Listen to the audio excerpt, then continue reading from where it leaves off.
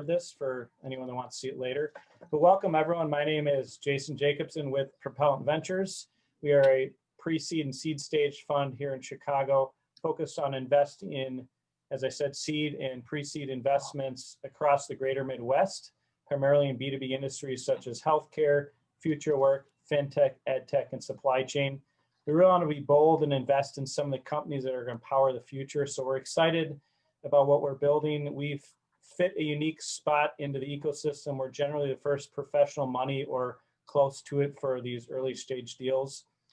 So we can help lead a deal. We can be that one of the first investors in to get other investors that want to follow another VC. So we're excited about sharing what we're up to. The other Bill? Yeah, absolutely. I'm Other Bill. I founded a commercial real estate firm a little over 12 years ago after working for some of the bigger commercial real estate firms for 8 years prior to that. So in addition to being immersed in commercial real estate, tenant rep brokerage for the last 20 years, these last 10 months have really been the only time in my career where real estate has been on the mind of every single business owner. I've spoken to approximately 250 business owners since the start of the pandemic, about what their thoughts are, what their needs are, what they're thinking, what they're doing.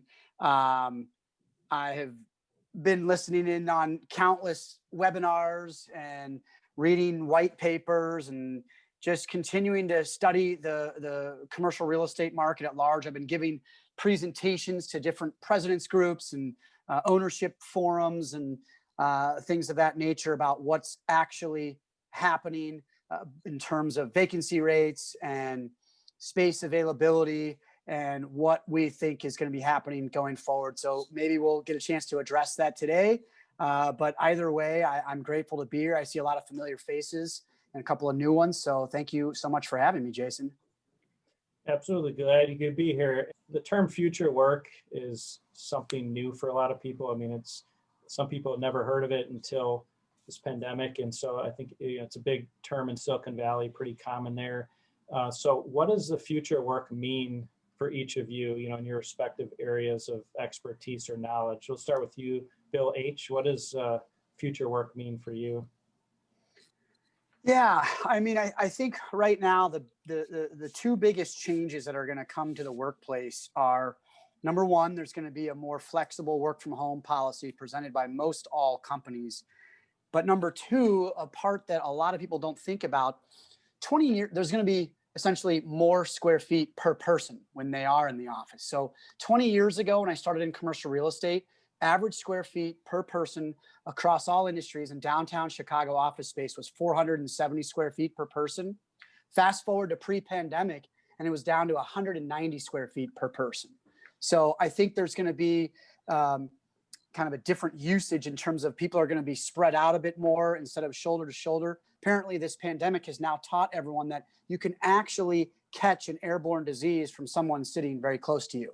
So now we all know that, and I think that will shift within the design of office space going forward. I appreciate it. Thanks, Joe. And coming back to you, Bill H., I know you talked a little bit about this before, but do you think these changes in commercial real estate are here to stay?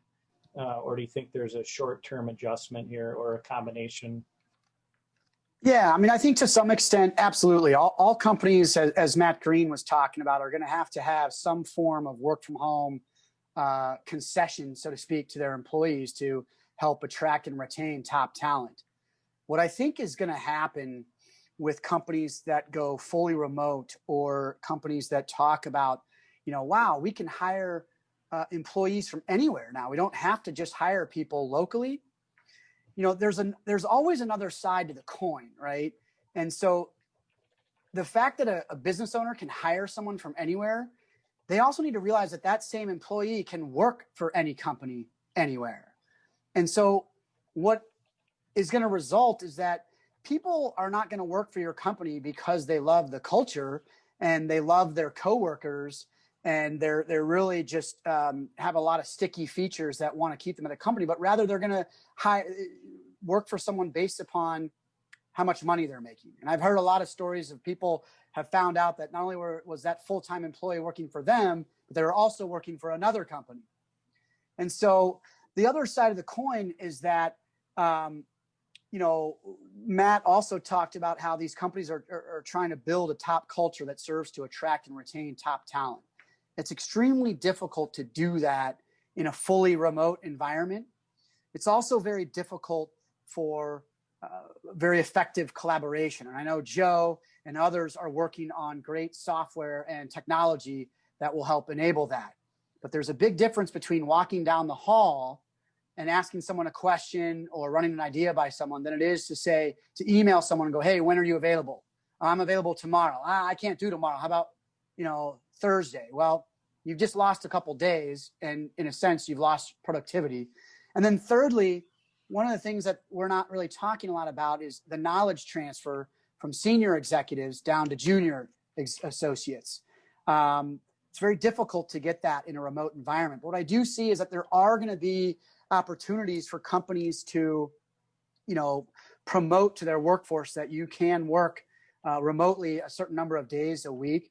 But at the end of the day, who's going to get promoted? The junior person who's in the office every day, building relationships, going to lunch, having after dinner drinks with the senior executives, or the person that's halfway around the world that you see virtually? I don't know. That's just a question. But the same thing is, it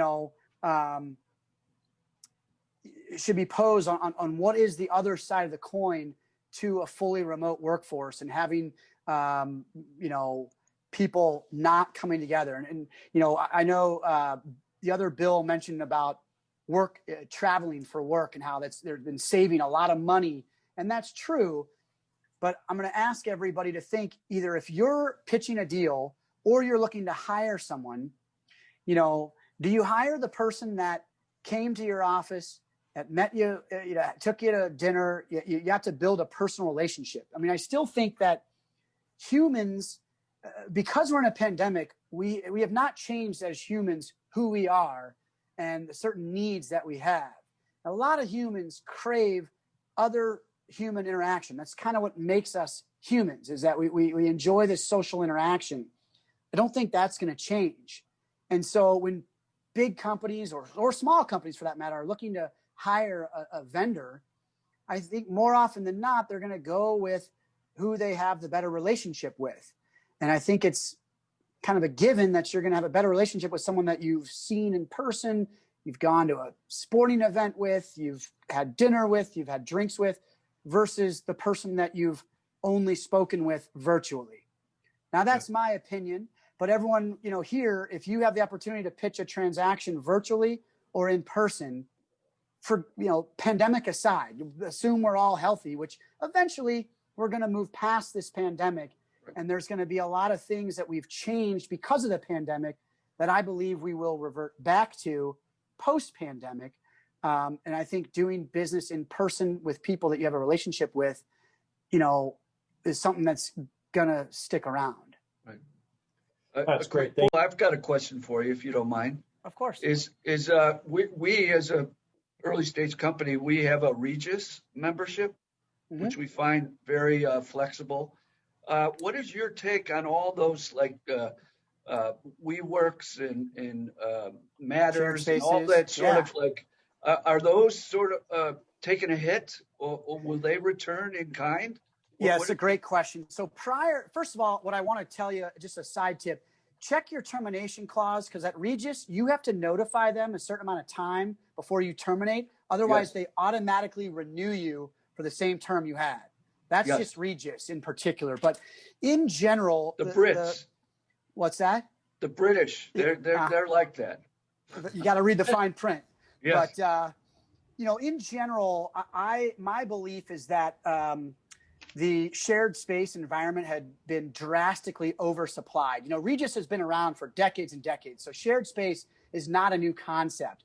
But the way that companies like WeWork and Knotel and Industrious were able to market themselves was tremendous. They were, in my mind, they were basically marketing companies. And what we saw was that when the rubber hit the road and it was time for WeWork to go public and people could lift up the kimono and see what the financials look like, it was, whoa, these guys are getting crushed. I mean, they were burning capital at like $1 billion a year. They lost $1 billion I think it was 2019, and it didn't get any better in 2020. But what's going to happen? So first of all, the use of shared space, it's a wonderful concept for certain businesses. And in general, that certain business to me means under 10 employees. And the reason why I say that is because with shared space, while you've got a lot of conveniences of the space is already built out, you've got a receptionist. There's a lot of great, you might have beer on tap if you're a WeWork, whatever it is, there's a lot of conveniences to it. But instead of paying $35 a square foot to have your own space, you're going to pay $70 a square foot because that shared company, with the exception of Novel, who owns their space, all the other shared spaces, they rent space, and for them to make a profit, they have to then essentially double that rent margin to their tenants. And so I think it makes a lot of sense for companies that are small. Now they being the shared office space companies say, oh no, there's lots of Fortune 500 companies that are here. That's marketing. It's not fact. They tried it. Those companies went there to say, well, the reason why I want to be here is for collaboration. We want to go to all the other WeWork tenants, these young minds, these smart people like Joe Lee, and see if we can't pick his brain. Well, the Joe Lees of the world are actually busy working on their own company. Imagine and all the other kids that are there for like a playground, you don't want their advice or opinion. Otherwise, they'd be working at your company. And so there really hasn't been a ton of large companies that I will say have gotten the value they intended from shared spaces. So I said prior to the pandemic, it was way oversupplied. And what we've already been seeing is a lot of consolidation. WeWork is closing a lot of their locations. Yes. They are, same with Notel. They got way over their skis and they're pretty much bankrupt and they're closing all their locations as well. So with this consolidation, we're going to pull back to an amount of shared space that I think is more appropriate. And it's an absolute wonderful concept for certain businesses. I think once you grow up, so to speak, and you get to that 10 plus amount of employees, you want your own brand, you want your own identity. And really, I think and I say this based upon the amount of people we bring into shared space and take out of shared space. Yeah. We bring in the companies that are 2, 5, 7 people, and we take out the companies that are 8, 10 and above. Cool. What do you think the office environment is going to be like? You think we're going to go back to offices, size of offices, big rooms for meetings, and so forth? Ray, that's a great question. And, from what I'm hearing, and I think Matt Green has probably been hearing this as well from his clients, is, the short answer is yes. We're going to be going back to offices, but it might look and feel a little bit different in the sense that rather than, there's been this huge trend the last 20 years to jam as many people as you can in as small of a space as you can. Right. And I think that's going to change quite a bit. There's still going to be private offices. There's still going to be breakout rooms. There's still going to be, that bullpen area. The bullpen area where you've got all the folks that are working away, I think there's going to be a little bit more space between people. But I do think that you're going to see more areas within an office space where people can kind of spread out and have individual team meetings, whether it's the accounting group, the marketing group, the people on this account or the people on that account. So I think there's going to be, in general, this is obviously a large generalization, but there's going to be greater space to accommodate for people breaking off and having their smaller team meetings or smaller group meetings. I think there's absolutely going to be a lot more private offices. I think people are going to want their individual space that they can keep germ-free, so to speak. And then within that communal space, I do think things are going to be more spread out. So on the one hand, you might have less people coming to the office at any given time, but I also going to think you're going to, in general, have more space for those people who are coming into the office. Did that answer your question?